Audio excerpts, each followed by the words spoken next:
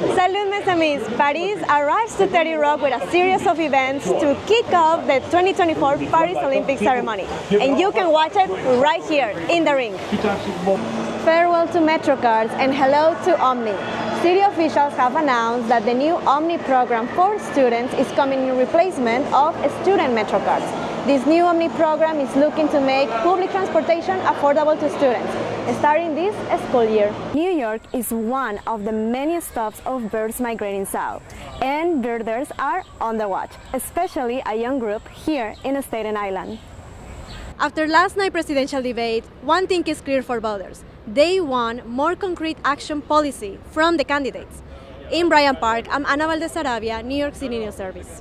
If I drop it, it might crack.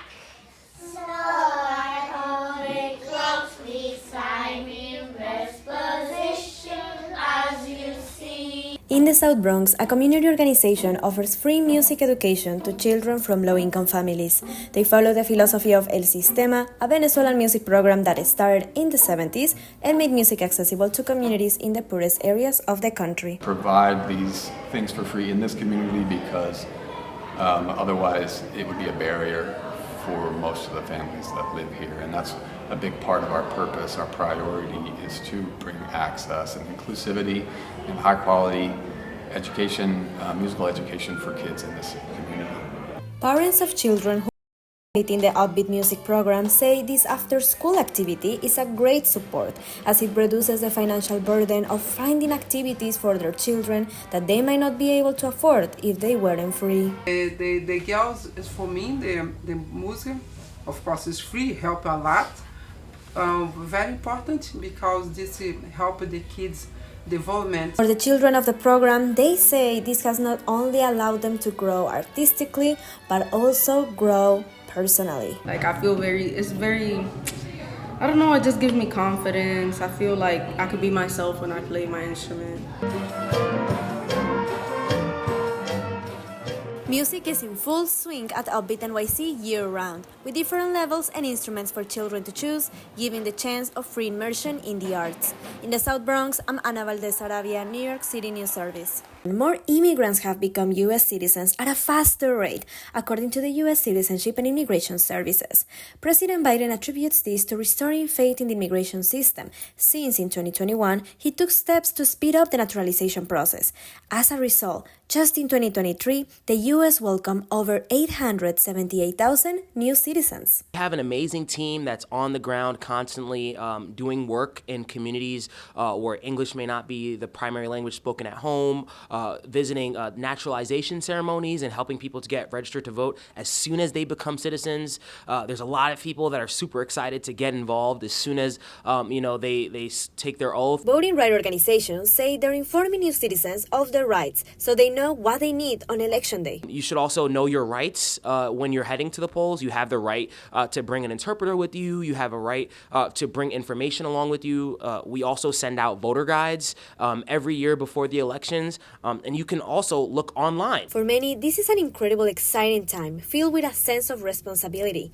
I feel excited, but at the same time, I would say maybe a bit concerned. For others, they say voting can be a way to advocate for those who cannot vote. So for us, it was very important to have the political right to demonstrate or the political right to vote, and we realized that the only way we could do that was to have our citizenships. New citizens in New York City can still register to vote if they have not done yet, rather in person or online.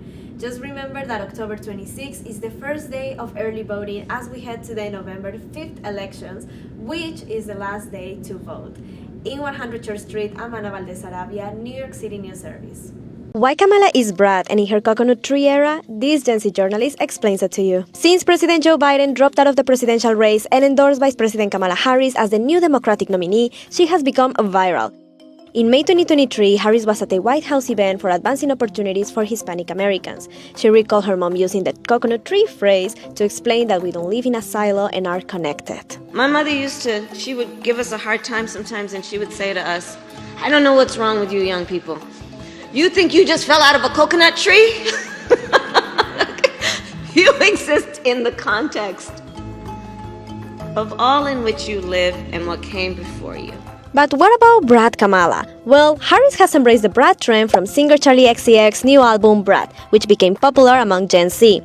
Then Charlie XCX posted in X, Kamala is Brat, followed by Harris' headquarters account rebranding to the Brat trend for their social media.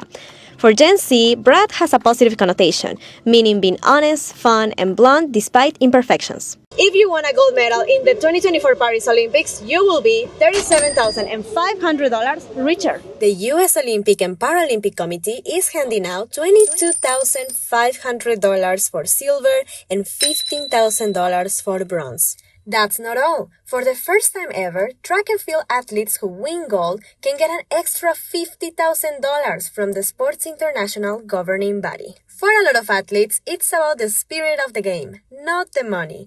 But it's probably really nice to be a gold medalist from Hong Kong, since they get over $750,000. Do you think monetary prizes are a good incentive? Let us know in the comments.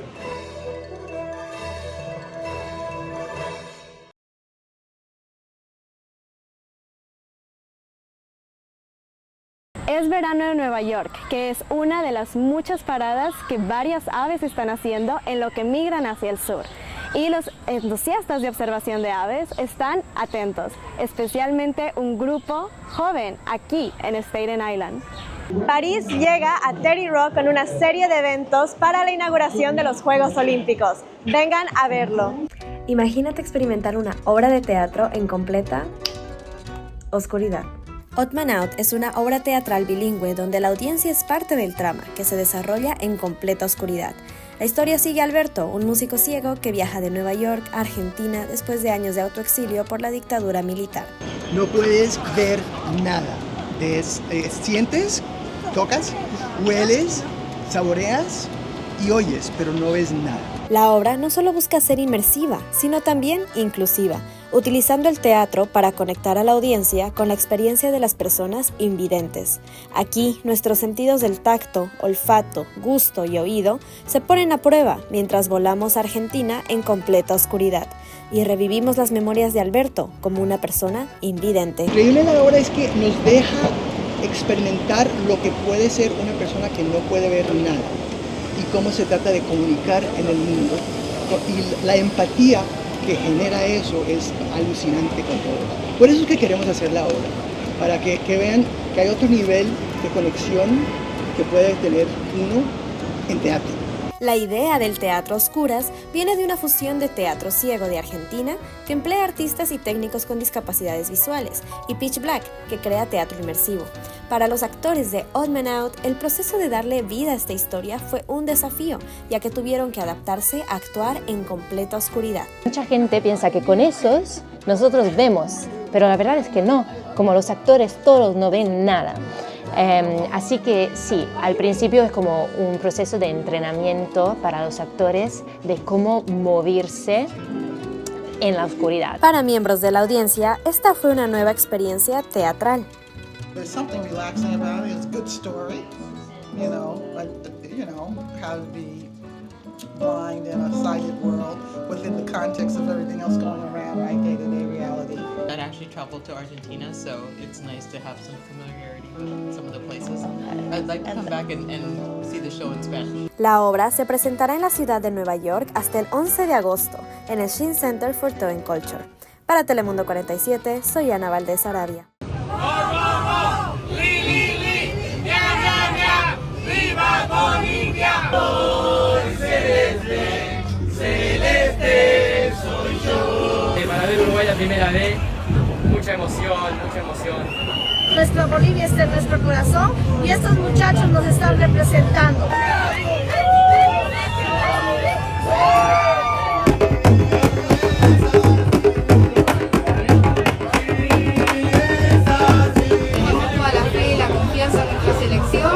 Así que bueno, arriba Uruguay con todo. Confiamos en la casa y en el pundonor de nuestros 11 guerreros bolivianos y esperemos que nos vaya bien. Tenemos fe que podemos ser campeones de la Copa. La verdad que es emociones encontradas. Estoy muy feliz de estar acá y poder apoyar a los chicos.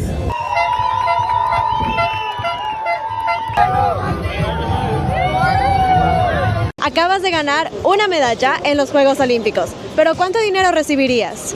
Aunque el Comité Olímpico Internacional no da ningún incentivo económico, hay organizaciones de deporte y algunos países que sí dan incentivos a sus medallistas. Por ejemplo, Estados Unidos dará a sus atletas ganadores $37.500 por el oro, $22.500 por la plata y $15.000 por el bronce. Además, por primera vez, el organismo rector mundial del atletismo, World Athletics, pagará $50.000 a los atletas que ganen el oro. Pero lo que ganan los atletas olímpicos estadounidenses es nada comparado con los deportistas de Hong Kong, quienes recibirán más de $760.000 por la medalla de oro. Y la República de Kazajstán premiará a sus ganadores con apartamentos. ¿Y tú qué piensas? ¿Se debería dar incentivos a los atletas olímpicos ganadores?